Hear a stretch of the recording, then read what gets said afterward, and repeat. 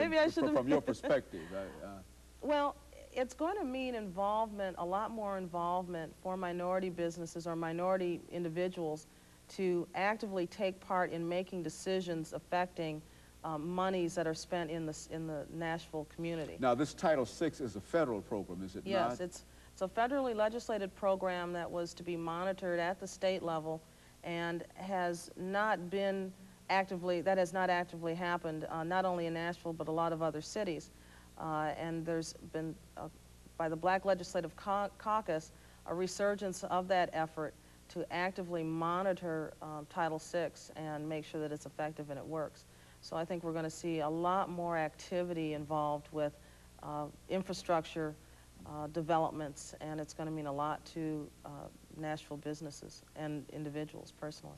Now, this is federal money that will come into the city of Nashville, and there's any federal money that's spent by any agencies that they receive is going to make sure that a certain percentage comes into the minority business community or is spent with that minority business focus. And this is to encourage various agencies to give contracts in a real sense to small businesses, minority. Well, they would have already, right. They'll have to. That'll translate down into contracts for more minority businesses, right? But not only on that level, but on the decision-making level as to where that money gets targeted. Our involvement as minorities will be very key in that role.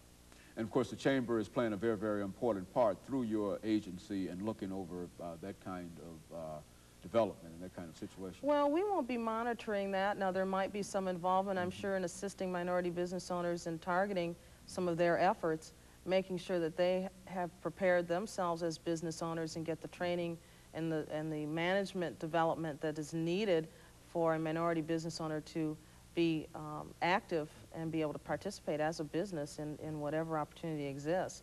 My role is more in the educational assistance area, and if you haven't got that together and your business isn't strong, you're not going to be able to participate and take advantage of those opportunities. So it's going to be very key that business owners are ready and available for that opportunity, yes.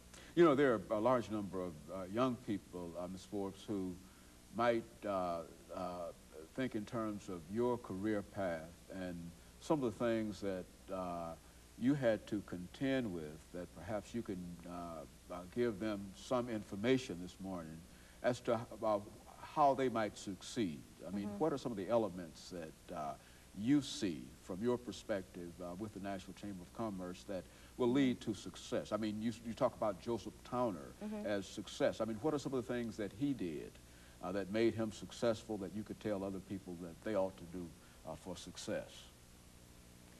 I think Joseph Towner primarily wanted to make a difference. He was concerned about the community. And definitely when you're concerned about the community, we were talking earlier about the trickle, and I hate to say trickle down because that's associated the wrong way sometimes, but when you help the community, you help yourself. And I think Joseph's concern for the overall business community definitely has led to some of his successes, because he has had to interact with various members of the community. They've gotten to know him, and he's looked on as a leader in the community. And definitely leadership development is something that is very important if we as minority individuals and business owners want to survive in Nashville and prosper and be successful. A final thing, I guess, Ms. Forbes, we're trying to at least let people understand that the National Chamber of Commerce is not a white organization.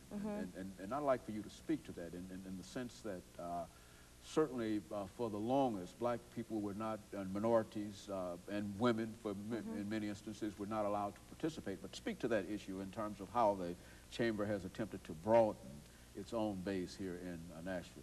Well, unfortunately, that perception is not uncommon amongst small business owners in general, and it's kind of ironic because the Chamber, 63% of our Chamber membership is made up of companies employing fewer than 25 people, or less than 10. So it's really ironic that that perception, persists.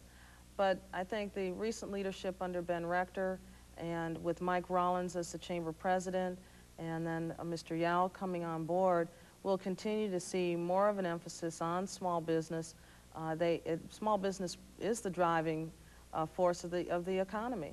A lot of the larger companies have downsized or are not in existence, and we're looking at small businesses providing the bulk of the jobs in the city, and not only in Nashville but around the country.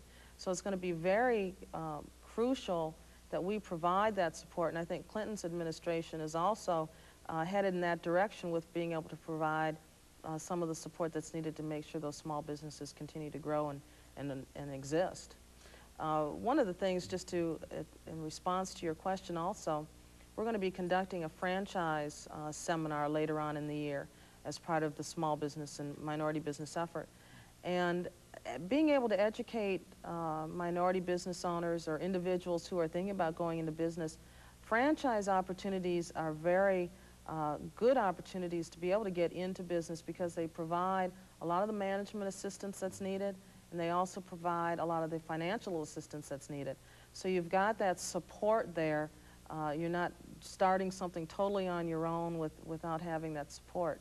And so franchising is going to be an area that I think more minority business or more minority individuals should look at if they would like to become business owners in the future. Now, finally, let's make some statement in reference to that new program, the Access program. What would you tell people finally about that program over the last minute or so that we have? Well, I think that they should definitely take advantage of it. Don't be scared off because it's, you know, part of the chamber program.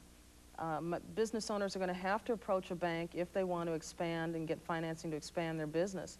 And if there is, you know, you should take advantage of any opportunity that exists out there in order to do that.